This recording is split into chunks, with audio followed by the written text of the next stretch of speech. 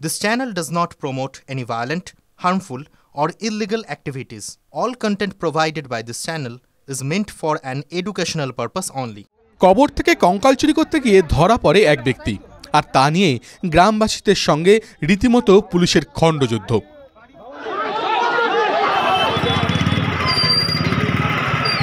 তাহলে আমরা এই কবরস্থান মানে কিভাবে নিরাপদ থাকবে? এটা প্রাচীর করা একটা কবরস্থান, দিনের বেলা এসে একজন কঙ্কাল বের করে নিয়ে চলে যাবে, তাহলে এর কবরস্থানেও নিরাপত্তার দরকার আছে। দরকার পড়ে এখানে সিসিটিভি ক্যামেরা বসানো হোক, প্রশাসন প্রোটেকশন দিক।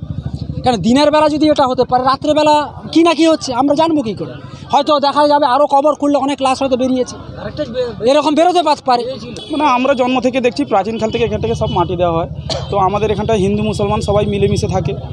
কিন্তু কিছুদিন আগে একটা হঠাৎ আমাদের এই পাশে আমাদের এই কবরস্থানের পাশে একটা মন্দির ছিল, ও মন্দিরটা চুরি হয়ে গেল। তো আমরা এর তদন্তেও থাকলাম। আবার এখন দেখছি বর্তমান আমাদের কবরস্থান থেকে একটা বডি তোলা হয়েছে। ঘটনাকে কেন্দ্র করে তীব্র উত্তেজনা কাঁথির শ্রীরামপুর মসজিদ মোড় এলাকায়। পুলিশকে লক্ষ্য করে চলে ইট বৃষ্টি। ঘটনায় বেশ কয়েকজন আহত হয়েছেন বলেও জানা গিয়েছে। পুলিশ ও স্থানীয় সূত্রে জানা গিয়েছে 13 মাস আগে কবরস্থ করা হয় এক মহিলার দেহ। হঠাৎ সোমবার দেখা যায় এক ব্যক্তি কবর খুঁড়ে সেই কঙ্কাল বার করছেন। গ্রামবাসীদের হাতে না হাতে ধরা পড়েন তিনি।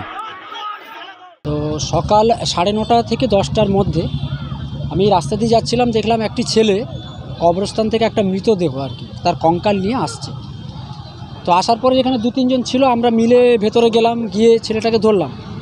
ধরার পরে প্রাথমিকভাবে প্রথমে তার নাম জানতে চাইলাম। সে তার নাম বললো, একটা হিন্দু ছেলে, তার বাড়ি ভবানী চক, মানে 7 মাইল এগরার লাইনে ভবানী চক।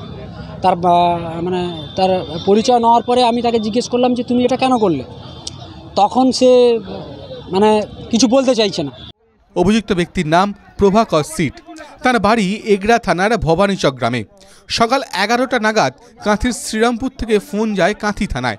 ততক্ষণে অবশ্য ওই ব্যক্তি গণপ্রহারের শিকার। খবর পেয়ে এলাকায় যায় কাঁথি থানার বিশাল বাহিনী। পুলিশ দেখেই হঠাৎ করে ক্ষেপে যান গ্রামবাসীরা। পুলিশকে লক্ষ্য করে শুরু হয় ইট বৃষ্টি। পরিস্থিতি নিয়ন্ত্রণে আনতে 2 ঘন্টারও বেশি সময় লেগে যায়। গণপিটুনিতে মারাত্মক আহত হন ওই ব্যক্তি। কোনো ক্রমে পুলিশ তাকে উদ্ধার করে এলাকা থেকে বেরোয়। আমরা খবর পাই যে একটা গ্রেভিয়ার্ড থেকে একটা ডেড বডি, যেটা 7-8 বছরের পুরনো, তার একটা স্কেলিটন একজন ব্যক্তি তুলেছিলেন। সেটা নিয়ে উত্তেজনা সৃষ্টি হয়েছিল। সেই ব্যক্তিকে এখানকার কিছু মানুষজন মারধর করেছে। আমরা সেই ব্যক্তিটাকে উদ্ধার করে হসপিটালে পাঠিয়েছি। পেশেন্টের অবস্থা খুব সিরিয়াস আছে। এরপরে আমরা যেটা যেটা স্টেপ নেওয়ার সেটাই নেব। এলাকার মানুষজনদের দাবি কী?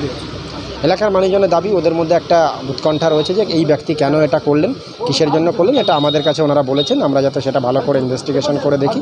ইনভেস্টিগেশন করে আমরা পুরোটাই দেখব, ডিটেলস ইনভেস্টিগেশন হবে, এফআইআর হবে।